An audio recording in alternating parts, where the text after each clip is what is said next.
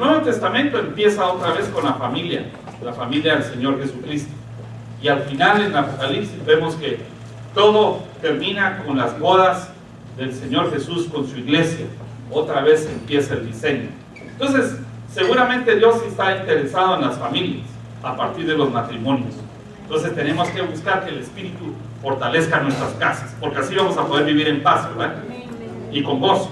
Necesitamos que nuestra casa sea el Edén, como el jardín del Edén.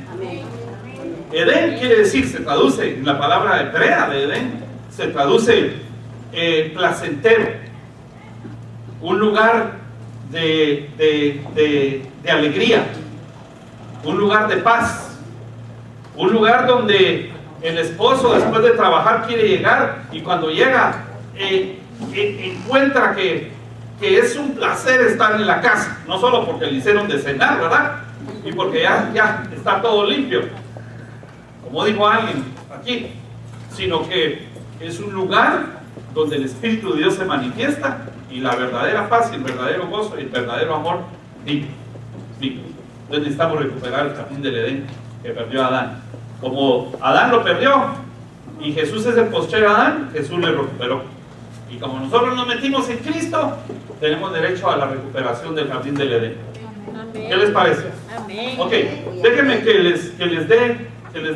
Hoy les quiero explicar un poquito a qué se refiere con que le pusieron un cerco a la viña. Ahorita lo vamos a leer. Y vamos a ver a qué se refiere con la viña, a qué se refiere con el cerco y cuáles son los riesgos que tiene ese cerco y esa viña. Bueno, leamos. Marcos 12:1.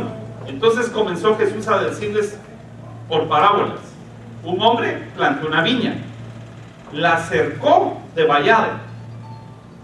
En otra versión dice que le construyó un vallado y cavó un lagar, edificó una torre y la arrendó a unos labradores y se fue. Después dice en el verso 2 que a su tiempo envió un siervo a los labradores y estos no lo recibieron, y después el contexto dice que hasta terminaron matando al hijo del dueño. Bueno, ¿qué significa esta viña y qué significa los siervos que mandaron y el vallado que pusieron? Sabemos que las parábolas que el Señor habló se estaba refiriendo al reino de los cielos, lo que es creado por Él. Y cuando habla de lo que Él crió, su principal punto es su iglesia. Dice la Biblia que Él amó tanto a la iglesia que se entregó por Él hasta la muerte. Por eso dice que el rol principal del hombre es amar a su esposa hasta la muerte, como Cristo se subió a la cruz. Así es como el hombre tiene que amar a su esposa, hasta dar su vida por ella. Dicen amén los hombres, no. O solo las mujeres dicen amén. Sí, una vez que el hombre ama a su esposa con toda su alma hasta la muerte, ya la hizo. Porque a las mujeres les gusta que las quieran. Que los hombres las amen y las cuiden y las protejan. Ellas necesitan sentir que hay un hombre en la casa. Amén. Bueno, cuando el hombre derrama su corazón y ama a su esposa hasta la muerte, se la puede ganar para todo. Ya la hizo. Porque la Biblia dice que la mujer se tiene que sujetar al hombre. Se tiene que sujetar así, pero porque el hombre la ama. Como dice que Cristo es la cabeza del hombre, entonces el hombre es la cabeza de la mujer se sujeta. Una vez que el hombre se sujeta a Cristo, entonces el hombre se sujeta a Cristo, ama a Cristo, agarra del amor de Cristo, lo derrama sobre su esposa y la esposa se sujeta. Ahí van a ver cómo se sujeta. Ni siquiera voy a preguntar quién quiere que se sujete a su esposa, porque todos ya sabemos que vamos a levantar la mano. Pero una llave, un secreto para lograrlo es que yo ame a mi esposa y ya iba a decir que la aguante, ¿va? No, que la ame hasta la muerte. Que la ame hasta la muerte. Dicen amén los hermanos hombres. Vamos a amar a las esposas hasta la muerte. A la muerte de nosotros, no a la muerte de ella. Vamos a amar hasta matarla. Ella se va a sujetar, pero del cuello. Entonces, miren pues, el reino de los cielos casi siempre está relacionado con la iglesia. Y la iglesia es la esposa. Entonces, esta viña que estamos leyendo ahorita es el Señor que cuando vino a la tierra encontró en esta tierra que habían humanos que se habían alejado de él. Entonces lo que hizo fue, hablando en parábolas, construir una vid. Lo que hizo fue construir la iglesia. Y al tratar de construir la iglesia, lo que hizo fue levantar una protección. Esa protección es el vallado. Yo quiero que veamos algunas palabras aquí.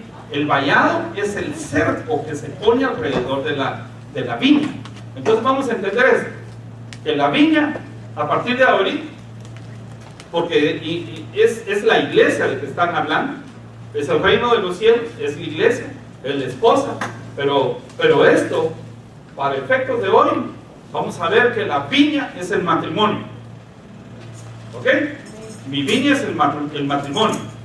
Y si yo me pego a Cristo, entonces Él es el que me va a ayudar, o más bien dicho, yo le voy a ayudar a Él a construir mi viña, mi hogar, mi matrimonio. Y en ese sentido, el concepto del pensamiento de Dios es que hay que levantar una torre donde se sube la atalaya para vigilar cuando vienen las amenazas, para no dejar entrar el enemigo, y avisar y estar atentos para no dejar que nos destruyan nuestra casa.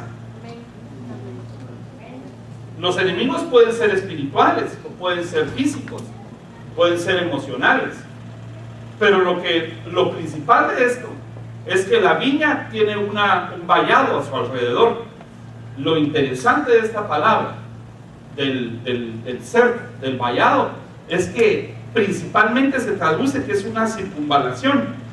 Eso quiere decir que la viña está totalmente cercada, rodeada, ya sea con una pared, una muralla, un seto vivo, una defensa o simplemente un cerco, pero toda, circulada. Y así que no tiene una muralla de este lado para proteger y dejó la parte de atrás o los laterales vulnerables. Está totalmente rodeada. Sabemos que la sangre de Cristo nos puede proteger. Quiere decir que parte de los elementos con los que yo construyo la valla que va a proteger mi matrimonio es la sangre de Cristo, que como en el Antiguo Testamento se rociaba la sangre de los corderos y el destructor cuando miraba la sangre no destruía a los primogénitos, así ahora la sangre de Cristo, cuando yo estoy cubierto con ella, el enemigo pasa por alto y no destruye mi matrimonio. No vamos a dejar que destruyan nuestro matrimonio, es el punto de hoy.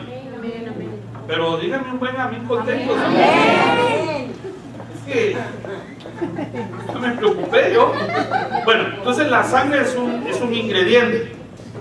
Otro ingrediente es el manto de Cristo, que nos esconde al matrimonio. Y ustedes recordarán que adentro del manto de Cristo hay poder.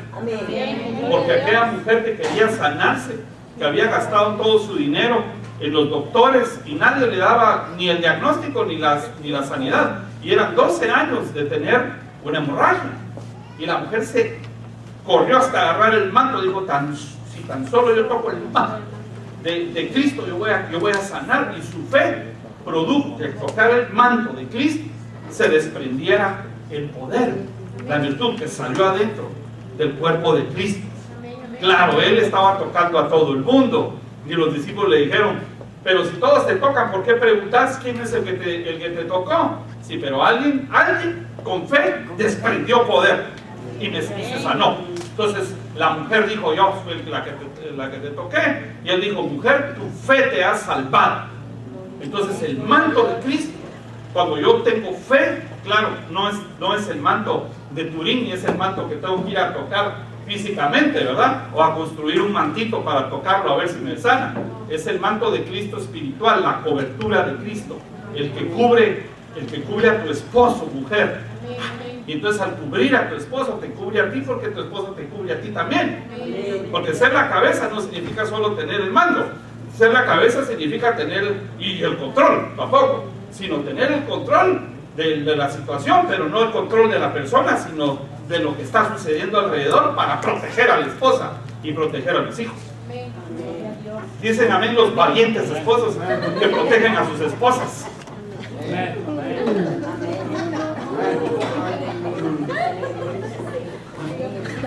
Aquí venimos con mucho entusiasmo. Entonces, vamos a levantar una muralla. Tenemos que levantar un vallado alrededor nuestro. Podemos levantar y traer y pedirle al Señor que mande un vallado de ángeles que rodeen la casa.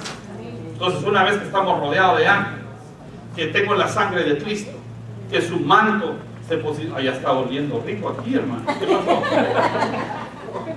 Huele a platanitos fritos.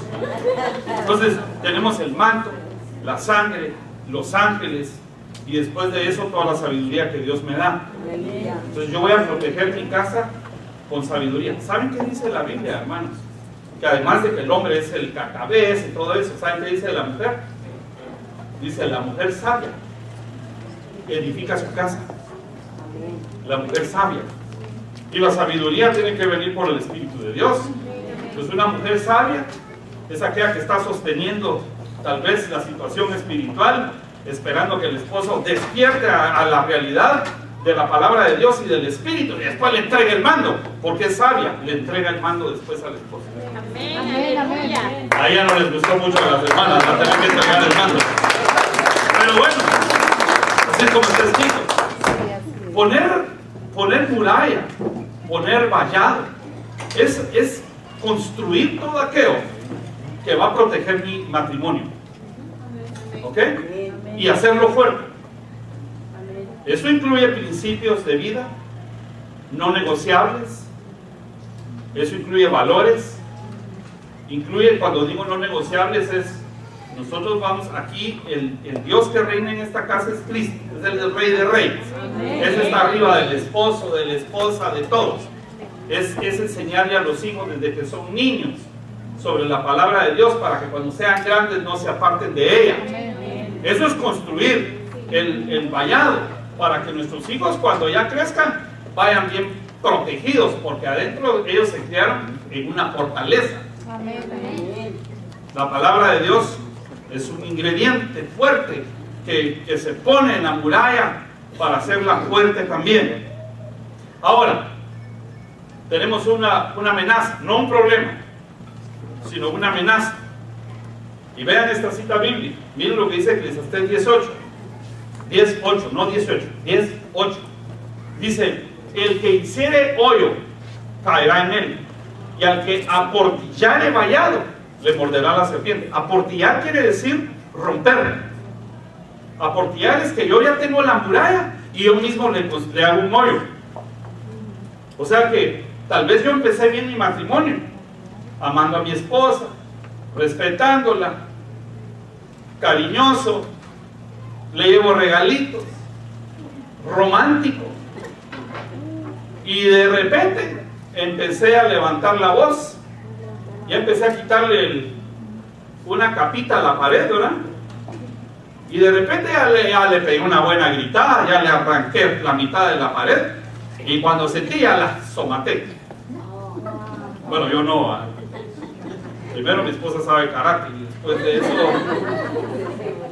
Pero entonces yo ya metí la violencia a mi casa.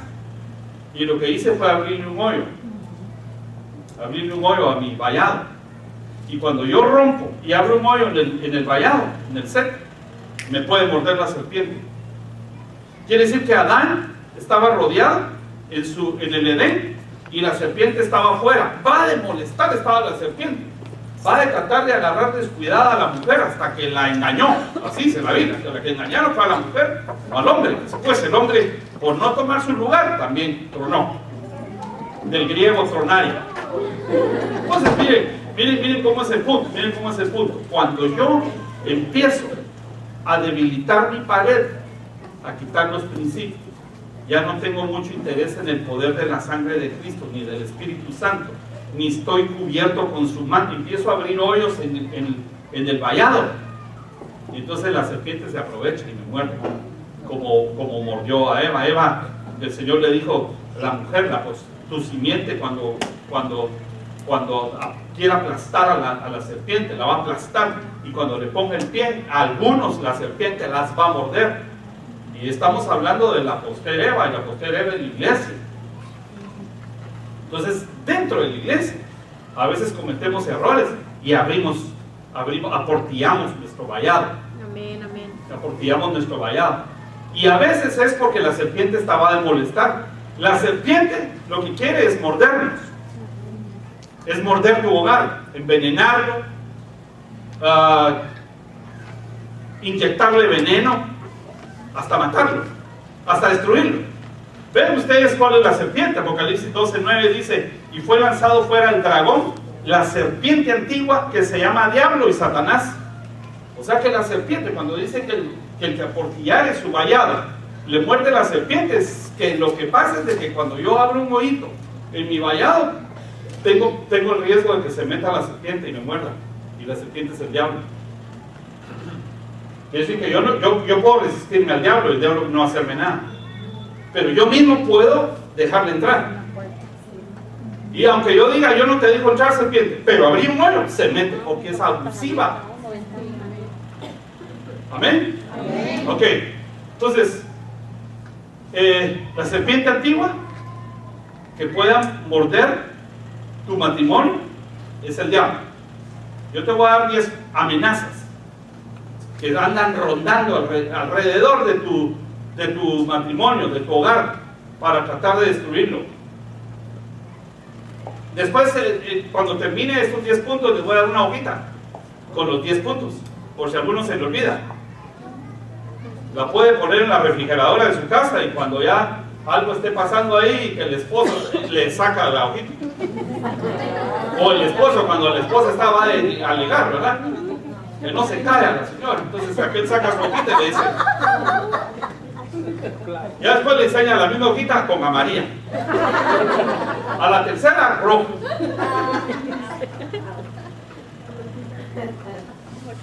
Punto número 1. Miren esto, hermanos, y yo no es invento, esto la Biblia es lo que dice. Punto 1. No se tienen que privar el uno del otro.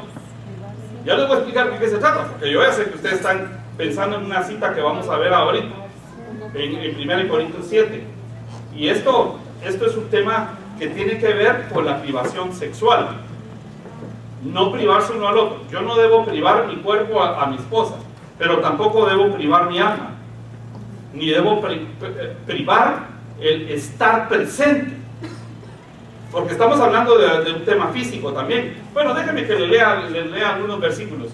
1 Corintios 7:5 dice, no os privéis el uno del otro, aunque el contexto de este versículo es sexual, o sea, que él no se niegue a su esposa. De hecho, hay un versículo que dice que el hombre cumpla con su deber, su débito conyugal al hombre, que cumpla.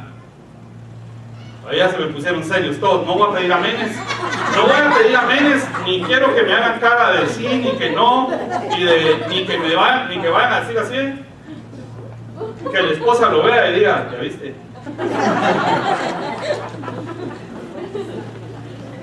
Siempre te haces el dormido. Ahí venís que ya te está en la cabeza de la calle, tanto que comes. Ok, entonces no os privéis, excepto de común acuerdo, y por cierto tiempo, es decir, para dedicarse a la oración.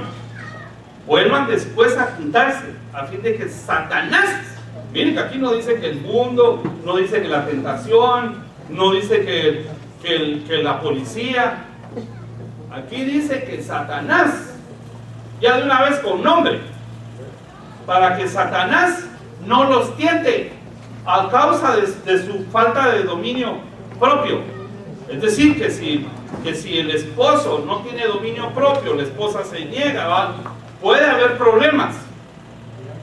Estamos hablando sexualmente, ¿verdad? Yo lo del sexual lo toco rápido para salir de ahí, rápido. Pero como esto nadie viene con el pastor a contarle sus problemas y a decirle, fíjate que tenemos problemas, y lo último que te van a contar es que tienen problemas de este tipo. Porque la gente le da vergüenza, y además de eso yo tampoco quiero ir. No me interesa. Entonces mejor de una vez lo decimos desde el púlpito para no tener que explicar después individualmente. Además de eso sabemos que es una amenaza. Es una amenaza. ¿Ok? Tanto el hombre como la mujer no deben privarse de su cuerpo en la intimidad.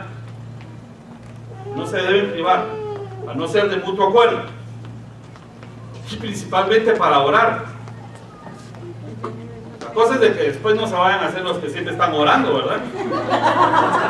Cuando oyen que entra el carro, el garage,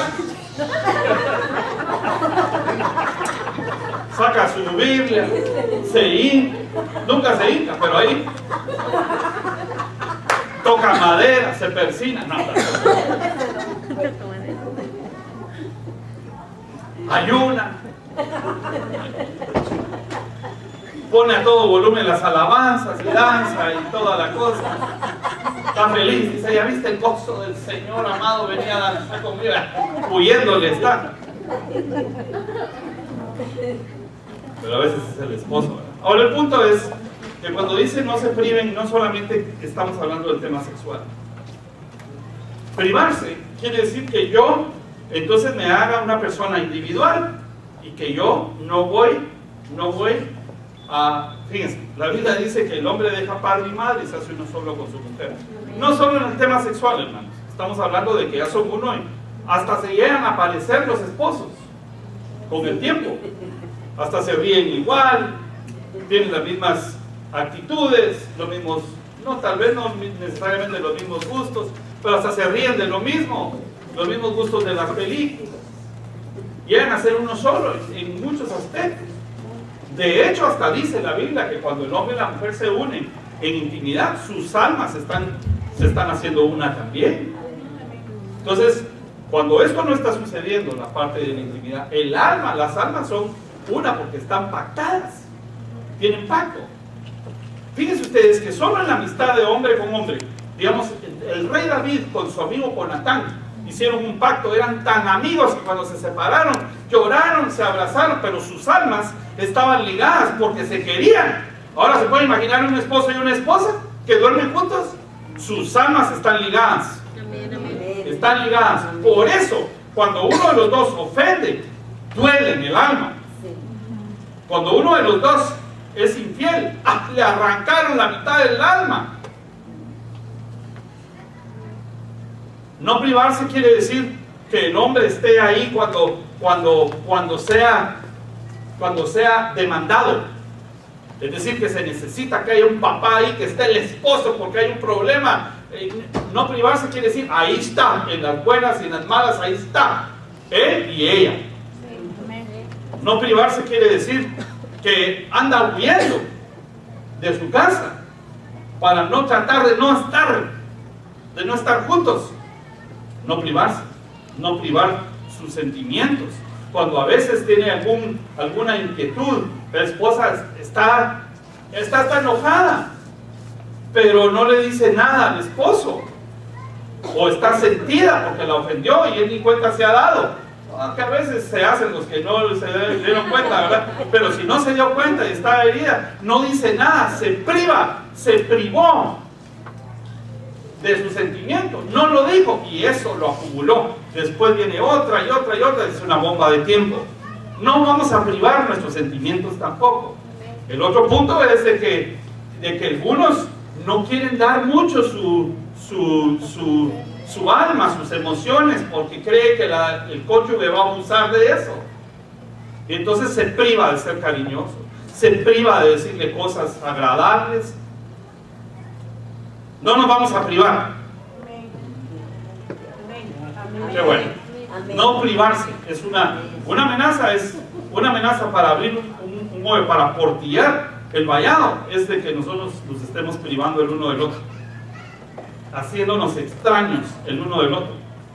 Le cuento todo a mis amigos menos a mi esposa. Le cuento llamo por teléfono a otros para contarles cómo estuvo de bueno el servicio, pero no le cuenta a la esposa. Bueno, sabemos que el hombre no dice muchas palabras, ¿verdad? Cuenta al grano. Y eso también tenemos que entenderlo. Que las mujeres son más detallistas.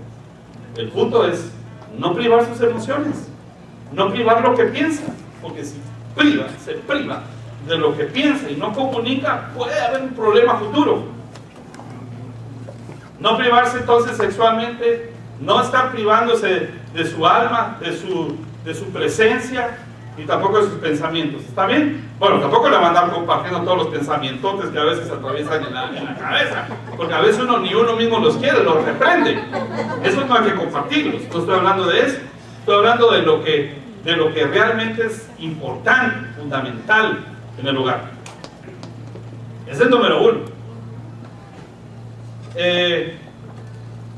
Privarse, bueno, aquí les vamos. Sexualmente, horarios de trabajo, agotamiento físico. ¿Quién les puse buenas, fíjense? Esas se apúntenlas, porque esas en ustedes resumen, solo les puse 1, 2, 3 hasta 10. Pero entonces, privarse quiere decir sexualmente. Yo no quiero quedarme trabado aquí, pero fíjense ustedes que a veces los horarios de trabajo, yo sé que ustedes me van a ver ahorita un poquito así como no sos vos el que mantiene mi hogar, pero a veces los horarios de trabajo que hacen que el esposo vaya a trabajar en la mañana y llegue en la noche y se ven solamente casi como cuando está marcando la tarjeta, ¿verdad? Los vemos para las vacaciones y no se ven en todo el día y solo se cruzan porque uno tiene una jornada y el otro otra jornada. Es mejor andar buscando cambiarse de trabajo, aunque ustedes tal vez no estén mucho de acuerdo. Incluso las actividades, mucha actividad afuera y no mucha presencia en la casa, es peligroso, porque si yo estoy 8 horas afuera y además las otras 8 horas de mi esposa, son 16 horas al día que no estamos juntos, pero esas 8 horas, parte de esas 8 horas se están compartiendo con alguien más. Y el problema es que la gente se acostumbra y después hasta el fin de semana mejor se va él a jugar golf y ella a jugar básquet, canasta. Los horarios de trabajo tenemos que repensarlos. Claro, cuando solo es el esposo y trabaja 10 horas, eso no es problema, pero a veces cuando los esposos no se miran, se están privando. Tenemos que tener cuidado. Amén. Ah, qué bueno. Bueno, el agotamiento físico, verdadero, no el fingido, el verdadero. Cuando yo no dejo padre y madre, eso quiere decir que mi mamá controla mi casa. No yo, ni mi esposa, mi mamá es la que controla mi casa. Y ella es la que decide qué es lo que se va a hacer con mis hijos. Y mi suegra también.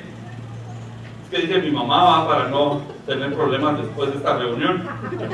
Pero el tema es que a veces el hombre y la mujer no cumplen con eso, no dejan padre y madre. Ella no hace nada si su mamá no dice amén. Y también el hombre, eso no quiere decir que no vamos a pedir consejo a nuestros papás, pero el punto es que a veces ahí se hace lo que el papá le enseñó al hijo y al punto. Así es como se debe formar el hombre. No me importa lo que la Biblia dice, y menos lo que tu pastor dice. Aquí se hace lo que mi abuelo impuso. Así es como se hacen los hombres. Dejar padre y madre. Dejar padre y madre. Y buscar el diseño individual. El que decidió dejar su casa para casarse, ya ese tiene responsabilidad de formar algo nuevo. No importa que ella no cocine como su mamá. Es mala onda, iba a decir, otra vez se me salió el viejo. Pero es mala onda que la esposa le exija a la esposa que le haga los frijoles como se los hacía a su mamá. Si la pobre viene saliendo, aprendiendo viene. Que se espere, que tenga paciencia y después entonces, pero no que no la ponga a competir con su mamá. ¿Qué? Hay que tener cuidado cuando el estado de ánimo se está convirtiendo en depresión, cuando hay ansiedades, cuando hay angustias. Todos esos problemas son amenaza, porque hace que la gente eventualmente deprimida se prive y no cuenta nada, tiene problemas, no cuenta nada. La esposa sospechando que tiene un amante y no, está deprimido. Tampoco se van a hacer los deprimidos algunos, ¿verdad? Bueno, sigamos aquí. Y la falta de comunicación es la privación. La falta de comunicación priva. Si yo no comunico, privo. Si yo no digo cómo, si yo le digo hacerme unos huevitos estrellados y cuando los pone en la mesa solo me enojé porque no los hizo como yo quería, pero nunca comuniqué como los quería, estamos mal. Estoy poniendo ejemplos muy sencillos, pero eso en las cosas grandes sucede. Si yo no comunico, hasta en intimidad hay problemas.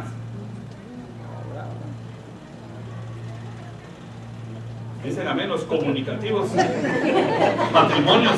Número 2, los problemas financieros pueden aportillar el vallado. Problemas reales, porque a veces a lo que me refiero con esto es que los problemas siempre hay, el tema es cómo yo los manejo. O sea que yo no puedo permitir que si tenemos un problema financiero yo le esté echando la culpa a mi esposa porque gasta mucho o a ella porque yo no gano mucho. Los problemas financieros van a venir o ya pasaron, ¿verdad? Pero ya los conocemos.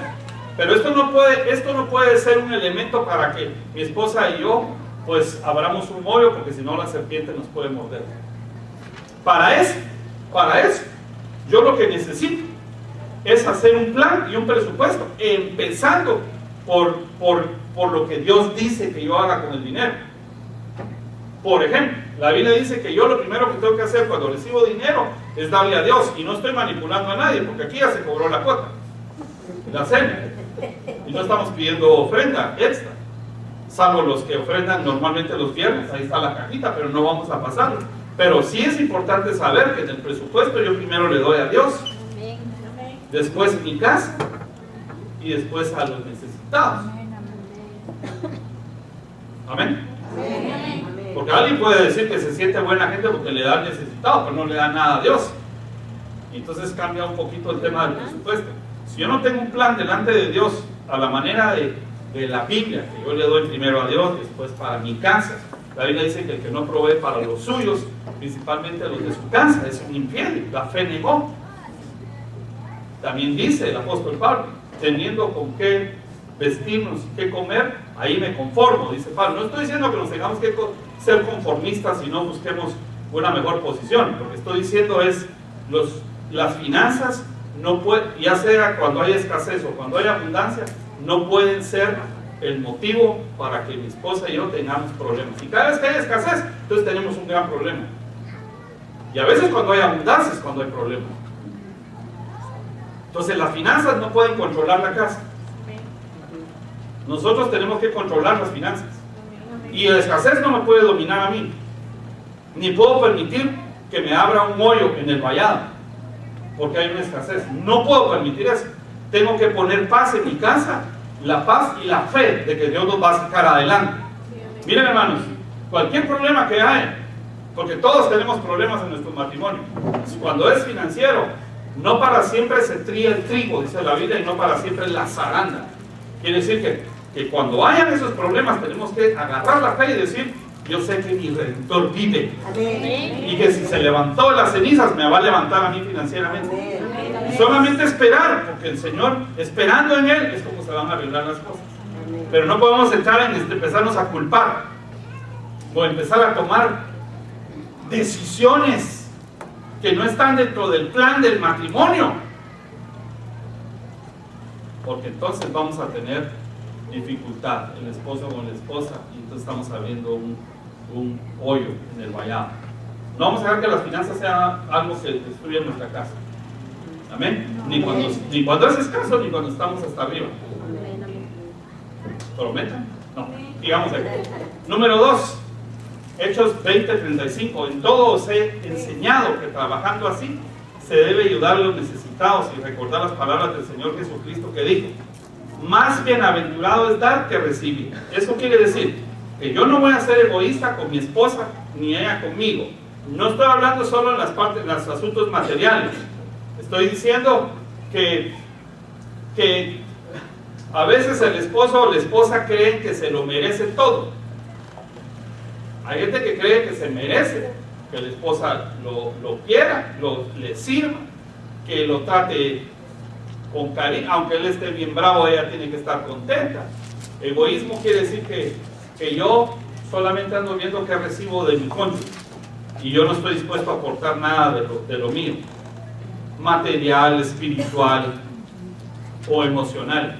El egoísmo es: estas son mis cosas, estas son tus cosas. Como esto está amarrado íntimamente con las finanzas, nosotros debemos entender que si nosotros como esposos somos uno, ¿dicen amén? Amén. Somos uno. Ya no son dos, son uno, dice la Biblia. Entonces un presupuesto, los ingresos de ella y los ingresos de él, es un solo presupuesto. No es tu dinero, este es mi dinero. Esto lo puse yo, esto lo pones vos.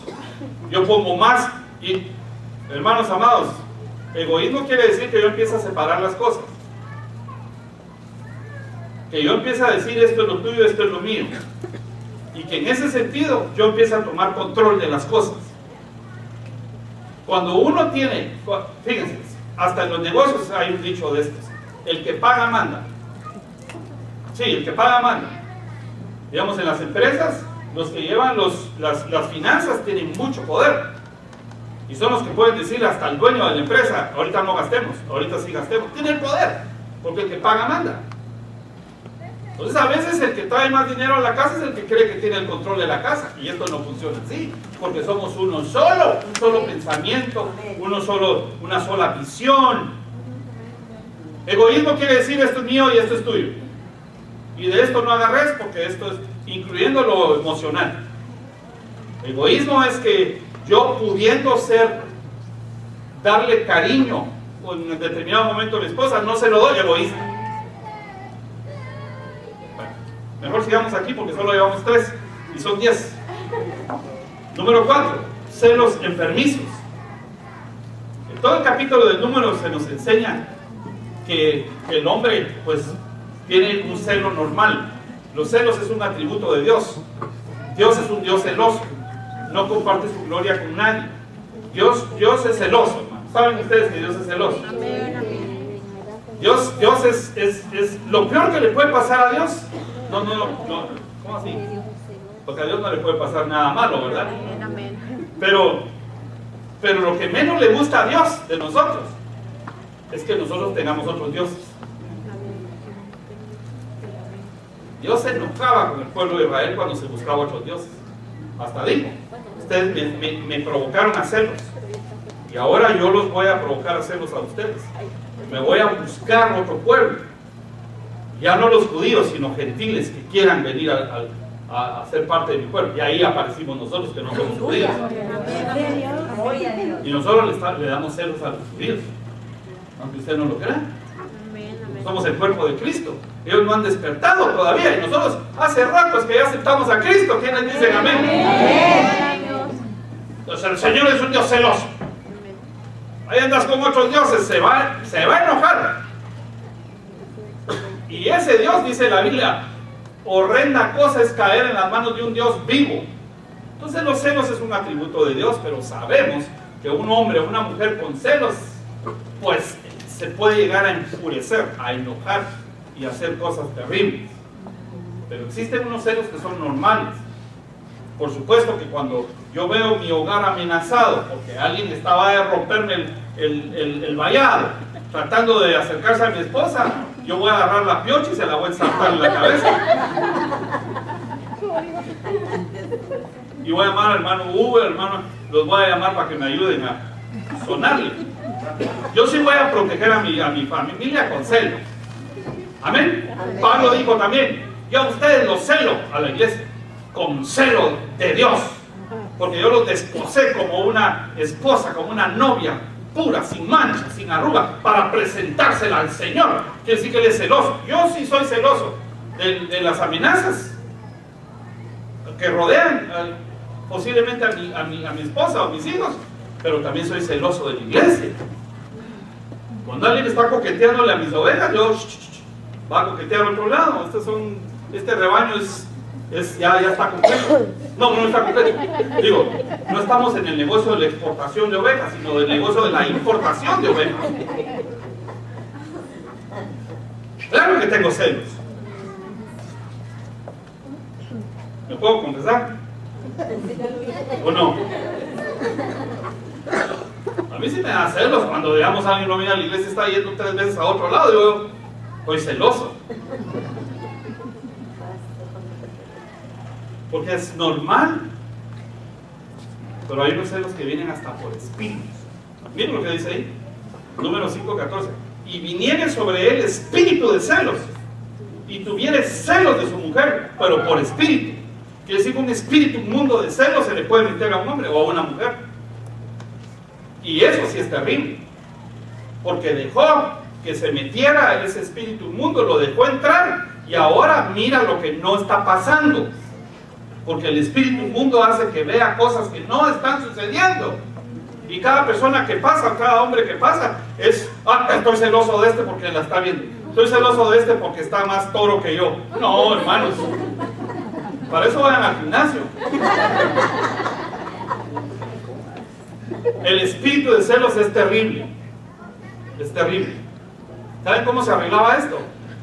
Si el esposo estaba celoso por espíritu de celos, traía a la esposa al sacerdote. Fíjense que hay cosa más interesante, porque no la llevaba ni al abogado, ni la llevaban de su papá, ni la somataba. La llevaba a la iglesia y ahí se juzgaba.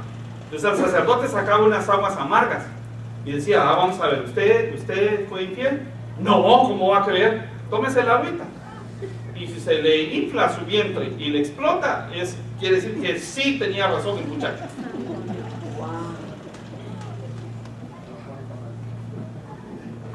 Yo no voy a explicar tanto eso, pero sí les digo una cosa. Si alguien tiene espíritu de celos, así de que todo le da celos, yo no soy sacerdote de ese tiempo, pero sí puede venir conmigo y le puedo ayudar a orar. No le voy a dar aguas amargas, pero puedo orar para que el espíritu inmundo lo deje. Porque si no va a sufrir por nada, y va a hacer sufrir al que ama. Claro, tenemos que tener un punto donde nosotros vamos a ser celosos a la manera de Dios, pero no por espíritu de celos, que todo te da celos. Puede ser que sea un espíritu inmundo, y Dios puede liberar. Esa es una amenaza, porque después por celos se pueden romper los matrimonios. No vamos a dejar que los celos destruyan la casa. Bueno, desconfianza, y esto ya no es solamente de los celos ni nada de eso, desconfianza, todo le da desconfianza.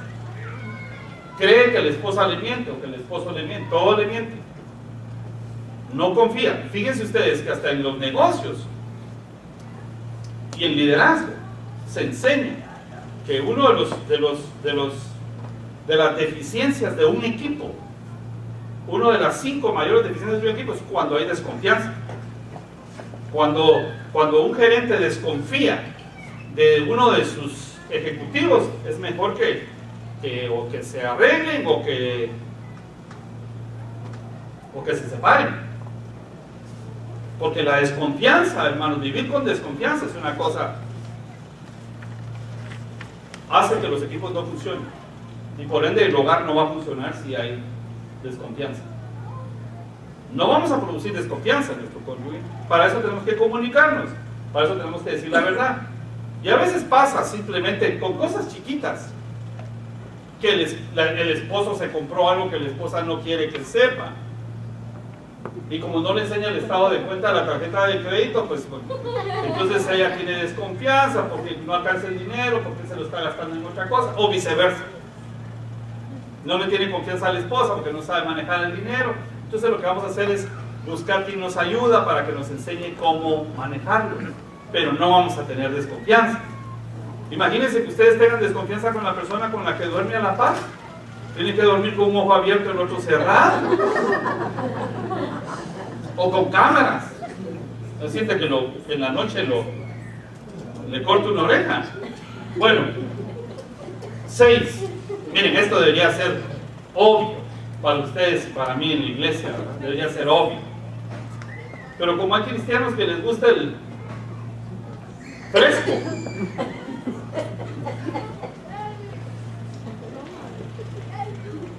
el alcohol es una amenaza en la casa. Alguien puede decirme, no, pero usted porque tal vez era borracho, pero yo no. Yo me tomo mis copitas sociales. El sábado con mis amigos, mis cervecitas, sí, una cervecita será. Ya después anda con el empaque del six-pack aquí en la cabeza, de sombrero. El punto es, Efesios 5:18 dice, no os embriaguéis con vino, en el cual hay disolución. Disolución, eso quiere decir separación. Antes bien sean llenos del Espíritu de Dios. El Espíritu de Dios te puede llegar a hacerte sentir hasta borracho. Amén. Cuando tú te metes en el Espíritu, danzas por el Espíritu y todo. Ya algunos que se ponen una buena afuera y aquí no quieren danzar, es sacrilegio. Que brinquen aquí es pecado. Esto es el altar de Dios, no respeta. Esto no es el altar de Dios, es una alfombra. Y danzarle al Señor con gozo, con júbilo, la Biblia dice que tenemos que hacerlo, que es una manera de celebrarle a Dios. Amén. Y Sofonías 3:17 dice que Él danza y se regocija sobre nosotros, hermanos. Pues si Él danza, nosotros, ¿por qué no? Amén. Va. El punto es que el alcohol es peligroso. Un purito al mes también es peligroso. Es peligroso, porque después yo no sé cuándo me tomo o me fumo el segundo, el tercer, el cuarto. Porque ustedes me pueden decir, Jesús tomaba alcohol, hasta le dijeron que él era bebedor de alcohol, de vino. Y bueno, pero como número uno, ustedes, ni yo, somos Jesús.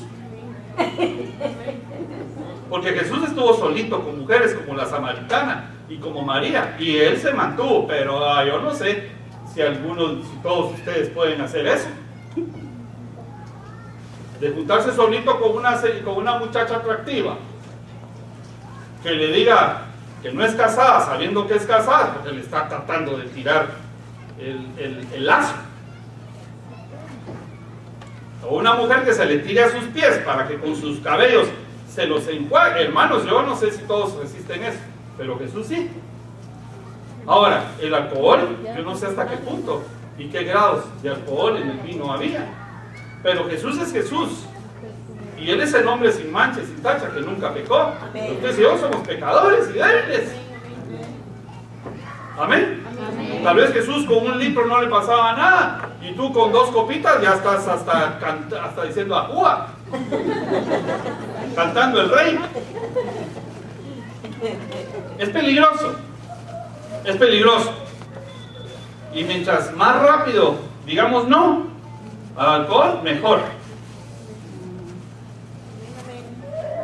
No piense que solo lo digo por experiencia. Pero el punto es, cuando uno como cristiano eventualmente deja de beber, pero en su casa tiene guardadito un par de botellitas, por si llegan los muchachos, tarde o temprano me las voy a tomar. Con ellos o sin ellos. Pero ahí está la tentación. La amenaza de aportillar mi vallado. O sea que nadie va a decir que en esta iglesia el pastor dice, usted le prohíbo que beba, prohíbo que beba. No, nosotros estamos prohibiendo nada, solo estoy diciendo, esto es una amenaza peligrosa. Yo la conozco, es como un arma cargada y que ande jugando yo con ella. Es peligrosa. Bueno, número 7. Aquí ya se pone más fuerte el asunto. La pornografía, andar apostando y otras cosas, pero la pornografía, hermanos, es peligrosa para el matrimonio. Ya sea que lo vean juntos o que lo vean en secreto. Miren lo que dice Colosenses 3:5. Haced morir pues lo terrenal en vosotros: fornicación, impurezas, pasiones desordenadas. Pero la fornicación, la palabra fornicación, en el griego se dice pornos. Pornos. Es lo mismo de pornografía. Fornicar quiere decir pornografiar. Y alguien podría decirme, pero hermano, usted está atrasado, usted vive en el siglo pasado. Nosotros con mi esposa lo vemos solo con ella, nadie más ve. Yo no veo solo con mi esposa. Fornicación se llama eso. Es abrir un hoyo para andar metiendo elementos que no son necesarios, que no vienen de Dios, y que les voy a decir algo, produce frustración. Porque después el marido va a querer que se hagan las cosas que ahí aparecen y no se puede. Número uno. Número dos, ahí se hacen cosas que la Biblia dice que no deben hacerse. No es el tema sexual hoy, pero tenemos que entender que la pornografía amenaza nuestros hogares. ¿Y saben por qué lo ponemos, hermanos? Porque es uno de los negocios más grandes que hay en el mundo, cuya sede y capital está en California.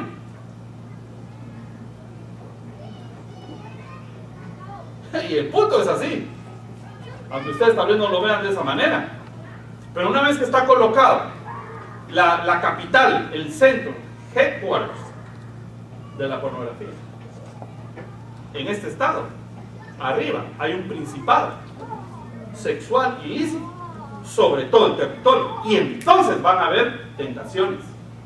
Ustedes van a ser tentados en esto, aunque ustedes no lo anden buscando, van a ser tentados porque tienen un teléfono, porque tienen una tableta, porque tienen una computadora. No tienen que ir a alquilar nada. Clic. Ya, entraron, cruzaron la línea que no debieron haber cruzado. Y eso es abrir un hoyo para que la serpiente entre y pueda morder. Se pueda morder. En muchos aspectos. No voy a entrar en detalle, pero vamos a decirle no al alcohol, no a la pornografía. Algunos van a salir de aquí diciendo, qué aburrida la vida entonces, ¿verdad? Bueno, entonces, 8. Tenemos que controlar la ira, y la violencia y la agresión. Salmo 141. Líbrame, oh Jehová, del hombre malo. Guárdame de los hombres violentos. Claro, hay mujeres que son violentas, porque no solo hay hombres que le pegan a las mujeres, hay mujeres que le pegan al hombre. Mujeres son terribles, hermanos. ¿Conocen alguna tía, alguna prima o algo así? ¿Vecina? Que le suene a su marido. Voy a tener que editar esto. Yo conozco un muchacho que bueno, el pobrecito es bien guapo. Dios lo dotó, ¿verdad?, de belleza. Y entonces le gusta la parranda, y era famosito. Pero cuando llegaba a la casa, la esposa se sacaba el cinturón y le daba unas hinchaseadas, hermanos, porque fuera niño. ¡Ay, no! Separadito. Hinchaseado.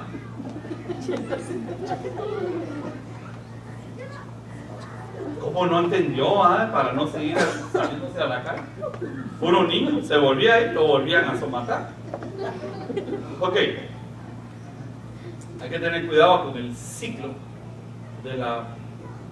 Así se llama, ¿verdad? Pero realmente puede ser para el hombre, el ciclo de la mujer abusada, maltratada. Empieza con hablarle con desprecio, con hablarle mal, subir la voz hasta llegar a la violencia.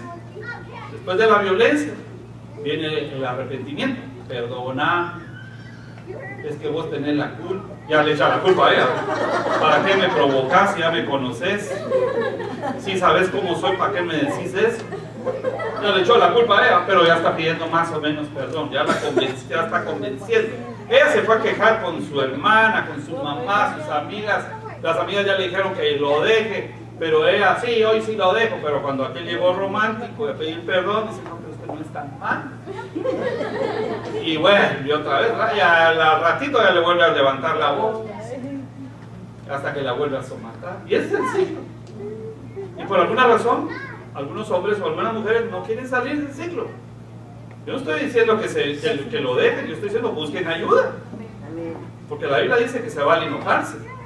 ¿Quiénes se enojan de vez en cuando? No, levanten bien la mano, porque si no me quedo con evidencia solito aquí, está grabando. Yo me enojo a veces. Muy pocas veces, pero me enojo. Y cuando me enojo, vení para acá. No, tú. Pero la Biblia dice, enójense, airaos, pero no pequéis. Enójense, pero no se insulten. Si dicen algo que va a herir, aunque los perdonen y se arrepientan, ese es un latigazo que quedó en el corazón y va a costar sanarse. No nos ofendamos. ¿Está bien? No nos ofendamos. Ni enojados ni contentos, no nos insultemos y no nos agredamos físicamente o verbalmente. No insultemos, no golpeemos el corazón de nuestro cónyuge. Bueno, fracasos o éxitos mal manejados. Miren ustedes, a David llegó a la cumbre y es un hombre con el corazón conforme al corazón de Dios. Y miren lo que le pasa en el capítulo 11 del segundo libro de Samuel. Dice que envió David mensajeros y la tomó a su vecina. Y vino a él y él durmió con ella. Luego ella se purificó de su inmundicia y se volvió a su casa. El hombre dice que se levantó, en el contexto del capítulo dice que se levantó en la tarde, en el tiempo en que los reyes iban a la guerra. ¿Ya vieron guerreros? Y ese día, en la primavera, iban a la guerra los reyes. O sea, cuando había primavera, el rey salía a la guerra. Ayer era primavera. Y el hombre dice que se despertó, se levantó en la tarde. Quiere decir que este ya ni batallaba. Y además de eso se había convertido ya en perezoso. Y se levantó en la tarde. Y cuando vio, la vecina se estaba bañando allá a la parte. Y la vecina era esposa de su amigo. No solo su amigo, uno de sus valientes, uno de sus hombres de confianza. Y entonces la tomó. Hasta la embarazó. Y para que no se dieran cuenta, mandó a matar al esposo. El éxito puede llevar, si no está bien manejado, el éxito puede llevar a hacer cosas descontroladas y poner en riesgo el matrimonio. Número uno, porque a veces uno pues pasa malos momentos, va a la iglesia, le pide a Dios un trabajo, Dios te da el trabajo, te empieza a abundar y dice, Dios me está bendiciendo, pero mientras te bendice, tú te alejas. Cuando sientes ya estás alejado de Dios y de la iglesia. Y dices, no, yo no voy a la iglesia, pero yo oro.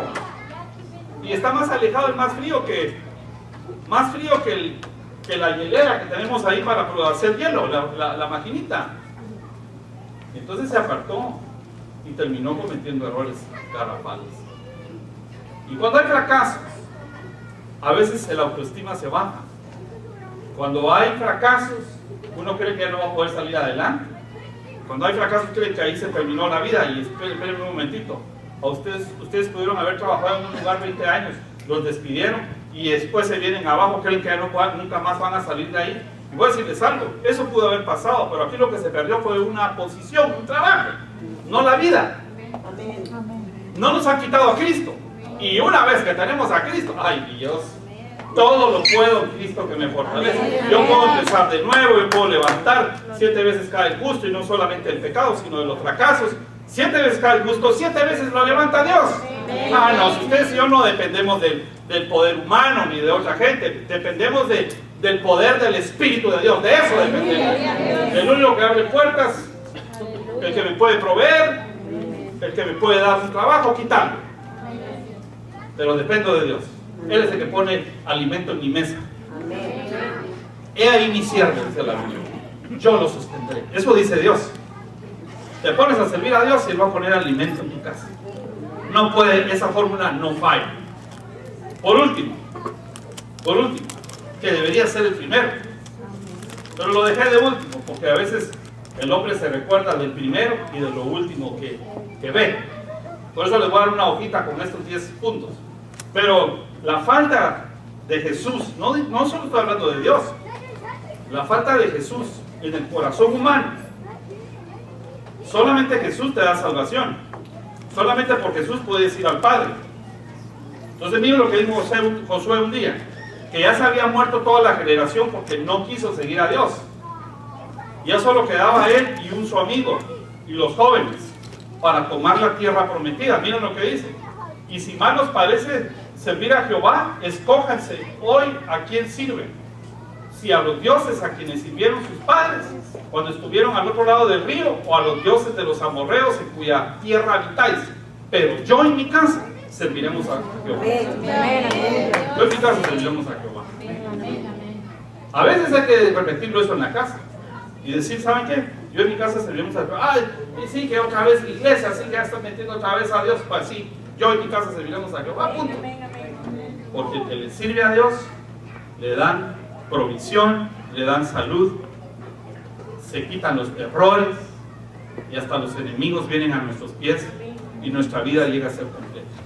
Hermanos, aquí están los 10 puntos. Yo se los voy a dar, este slide se los voy a dar, se los vamos a repartir solamente para que se recuerden de él. Déjenme hacer una oración, vamos a terminar para comer, porque ya sé que tienen hambre o no tienen hambre. Sí. Ustedes ya ni responden ni sí ni no, ¿ah? Solo falta que enciendan las luces y cuando vean. Padre amado, te damos gracias. Una oración corta, tomen a su cónyuge de la mano. Perdón que esté haciendo este acto de que se tomen de la mano, que se abracen. Lo importante es que estén ahí cerca y se atrevan a pedirle a Dios. Miren, muy sencillo lo que vamos a hacer. Solo vamos a pedirle a Dios que proteja nuestra casa, que nos ayude a construir un vallado. No permitamos, hermanos. Miren, se vale enojarse, se vale pelearse, se vale no hablarse un ratito, pero que esto, que no se ponga el sol ante tu enojo, dice la Biblia. Se vale tener problemas, lo que no se vale es ir enfriando y destruyendo la relación, abriendo hoyos y vallado. Señor, pon vallado alrededor de nuestro matrimonio. Pon un vallado de ángeles, pon en esa muralla tu sangre, cúbrenos con tu manto, que tu Espíritu Santo se mueva en nosotros y alrededor de nosotros, Señor. Que esta muralla sea sólida, fuerte, que esté construida con tus principios bíblicos, con el poder de tu Espíritu, con tu unción, Señor, que esos sean los elementos para que mi casa esté protegida y guardada. No permitas que estos hogares se destruyan, Señor. Yo en el nombre de Jesús reprendo todo espíritu inmundo que has echado a tu casa, que ha tratado de destruir tu casa. Espíritus de violencia, espíritus de adulterio, espíritus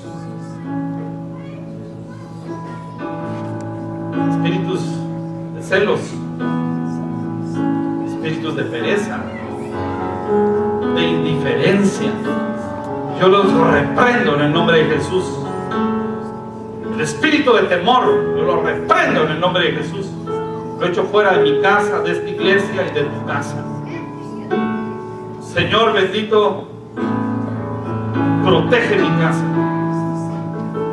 Nadie más va a poder proteger tu casa más que tú y Dios.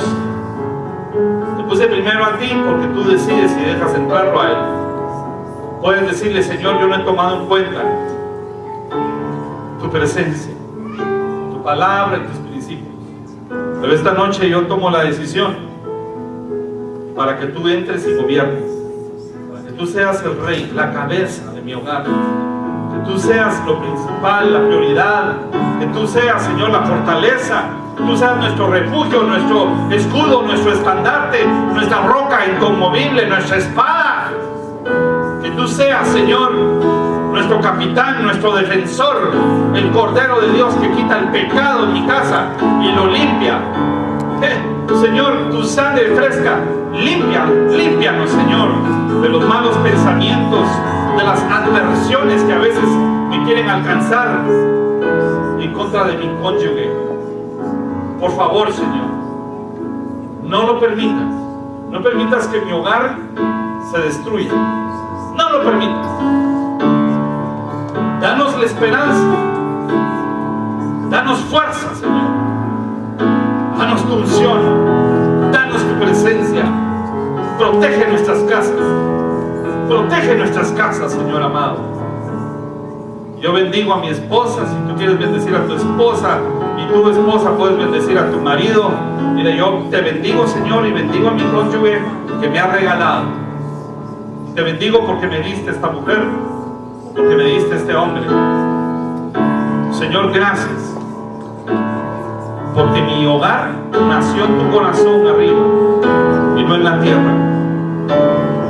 Reciban la bendición del Padre, del Hijo y del Espíritu Santo para ustedes, para sus generaciones, para sus cónyuges, para toda su casa, en el nombre de Jesús. Gracias, Señor, en nombre de Jesús. Amén y amén. Gloria al Señor.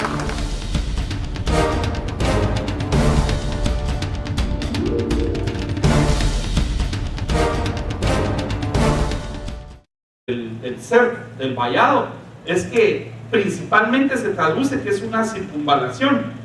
Eso quiere decir que la viña está totalmente cercada, rodeada, ya sea con una pared, una muralla, un seto vivo, una defensa o simplemente un cerco, pero toda circulada.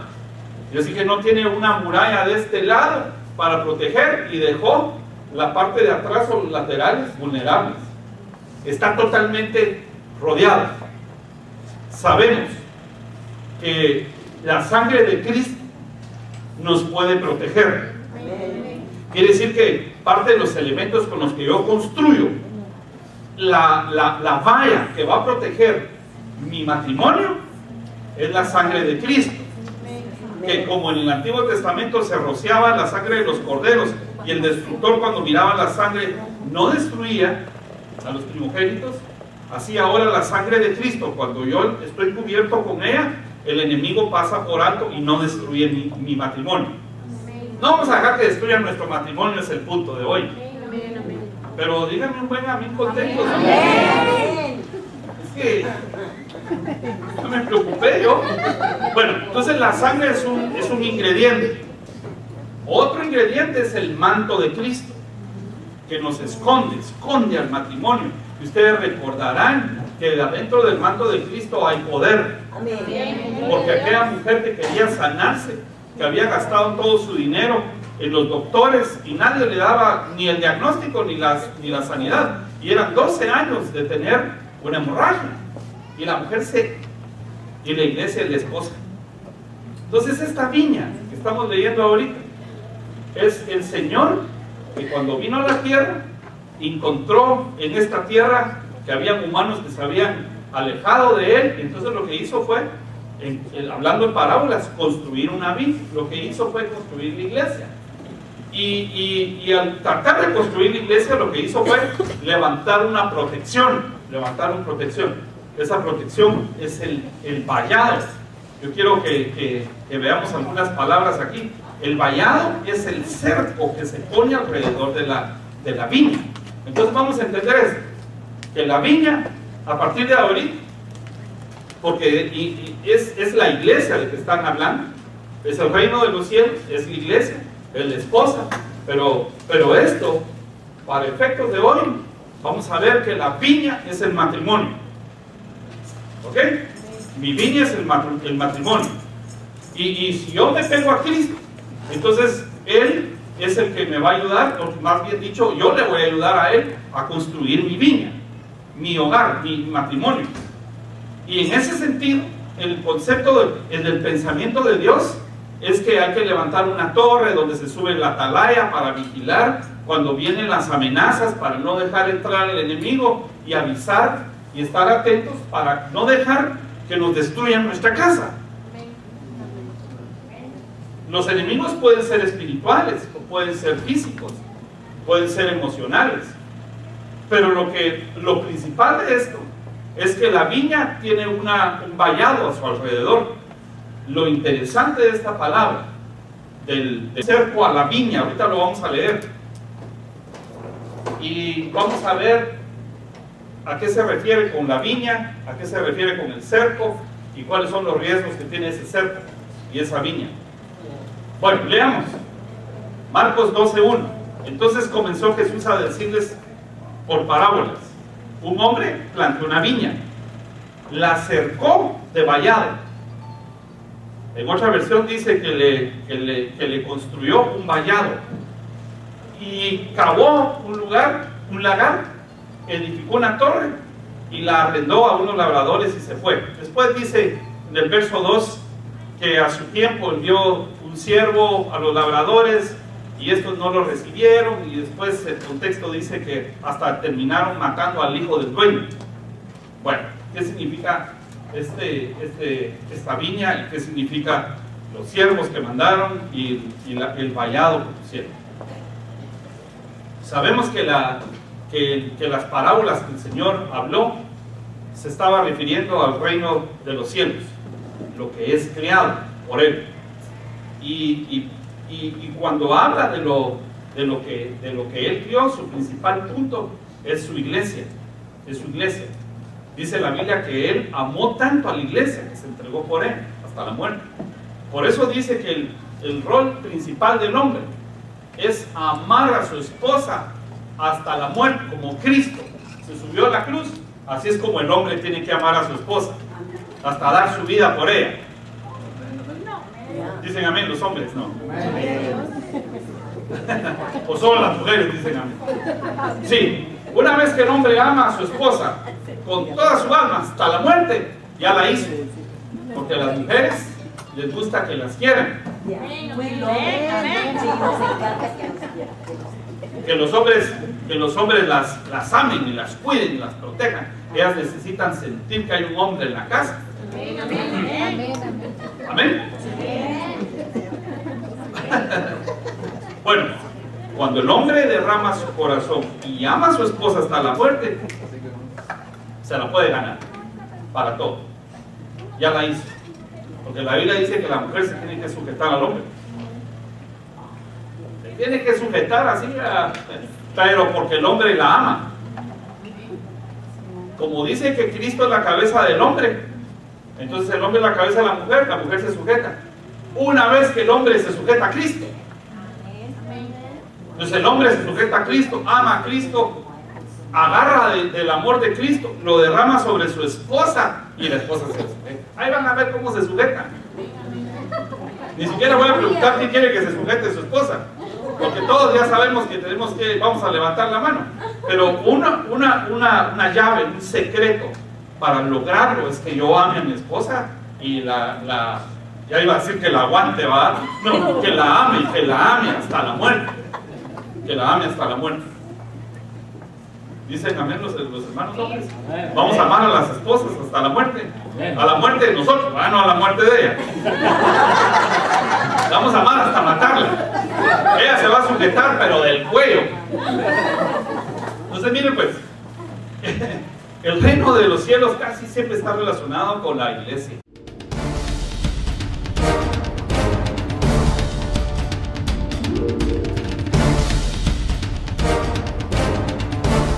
Pero en el Nuevo Testamento empieza otra vez con la familia del Señor Jesucristo. Y al final en Apocalipsis vemos que todo termina con las bodas del Señor Jesús con su iglesia.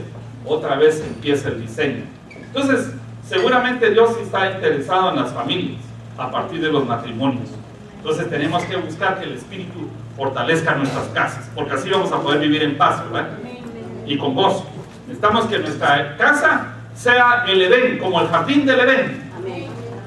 Edén quiere decir, se traduce en la palabra hebrea de Edén, se traduce placentero, un lugar de alegría, un lugar de paz, un lugar donde el esposo después de trabajar quiere llegar y cuando llega encuentra que es un placer estar en la casa, no solo porque le hicieron de cenar, ¿verdad? Y porque ya está todo limpio, como dijo alguien aquí, sino que es un lugar donde el Espíritu de Dios se manifiesta y la verdadera paz y el verdadero gozo y el verdadero amor vive. Entonces necesitamos recuperar el jardín del Edén que perdió Adán. Como Adán lo perdió y Jesús es el postrer Adán, Jesús lo recuperó. Y como nosotros nos metimos en Cristo, tenemos derecho a la recuperación del jardín del Edén. Amén. ¿Qué les parece? Amén. Ok, déjenme que les dé. Hoy les quiero explicar un poquito a qué se refiere con que le pusieron un